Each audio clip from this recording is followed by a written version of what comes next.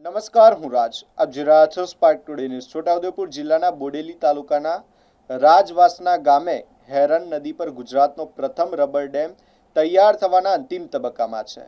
કવાંટ, બોડેલી અને સંખેડા તાલુકામાંથી પસાર થતી હેરણ નદી પર બનેલો આ ડેમ રાજ્યનો મહત્વપૂર્ણ સિંચાઈ પ્રોજેક્ટ માનવામાં આવી રહ્યો છે. આ ડેમનું નિર્માણ પૂર્ણ થયા બાદ ચોમાસામાં વહી જતું પાણી સંગ્રહિત થઈ શકશે, જેના કારણે આસપાસના વિસ્તારોને સીધો લાભ મળશે. અગાઉ આ વિસ્તાર પીવાના પાણી અને સિંચાઈની ગંભીર સમસ્યા ભોગવી રહ્યો હતો. અંદાજે 80 કરોડના ખર્ચે બનેલા આ રબર ડેમની કુલ લંબાઈ લગભગ 220 મીટર છે, જેમાં 180 મીટરના ભાગમાં 3 સ્પાનમાં 60 મીટરના રબર બિલ્ડર લગાવવામાં આવ્યા છે. દક્ષિણ કોરિયાથી લાવવામાં આવેલી આ ટેકનોલોજીની મદદથી બ્લેડરમાં માત્ર 30 મિનિટમાં હવા ભરી કે કાઢી શકાય છે, જેથી જરૂર મુજબ ડેમની ઊંચાઈ નિયંત્રિત કરી શકાય છે. આ ડેમ ખાસ કરીને ચોમાસા દરમિયાન પાણી રોકવા અને પછી પાણીના સુવ્યવસ્થિત ઉપયોગ માટે महत्वपूर्ण साबित થશે. ये जो हमारा रबर डैम है वो राजवासना पे है, जो 180 मीटर लंबा है, जो 3 स्पैन में डिवाइड किया गया है. हर एक स्पान 60 मीटर का है. ये एयर फिल्ड रबर डैम है, जिसमें हम एयर फिल्ड करते हैं by the help of blower से, जो अप्रॉक्सीमेट 30 मिनट्स लेता है इन्फ्लेट होने में और डिफ्लेट होने में.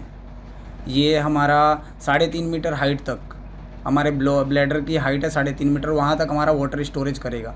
जो आसपास के 20 से 25 विलेज को जो प्रॉब्लम हो रही थी पानी की, वो हमारा रिजॉल्व हो जाएगा इससे.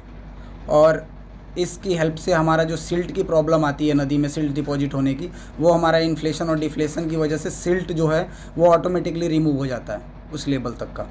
और नेट हेड जो रहेगा वाटर का वो 3.5 मीटर तक हमको मिलेगा. 3.5 से 4 मीटर तक हमको हेड मिलेगा पानी का. ये जब हमको सर वाटर लेवल हमारे ब्लैडर के लेवल से नीचे रहेगा तो हम इसको इन्फ्लेट कर देंगे, और जब ब्लैडर के ऊपर एयर चलेगा तब हम इसको डिफ्लेट कर देंगे. और ऑटोमेटिक भी होता है ये by the help of sensor.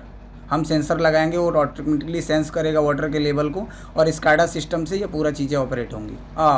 May be sir हमारा गुजरात में पहला है. 2 प्रोजेक्ट चल रहा है हमारा, एक व्यारा में चल रहा है और एक यहाँ, तो ये पहला है सर. इसका अप्रॉक्सीमेट कॉस्ट 80 करोड़ है. मेरा नाम प्रवीण कुमार है और मैं इधर साइट इंचार्ज. હું અચ્યુત પટેલ, કાશીપુરા. આપણે અત્યારે છોટાઉદેપુર જિલ્લાના બોડેલી તાલુકાના રાજવાસના ગામ પાસે ઊભા છે. આ રાજવાસના ગામ એટલે એક વર્ષોથી એક ડેમ બનેલો હતો, રાજવાસના ડેમ. હવે રાજવાસના ડેમ વર્ષો પુરાણો બનેલો હતો એટલે જર્જરિત હાલતમાં હતો.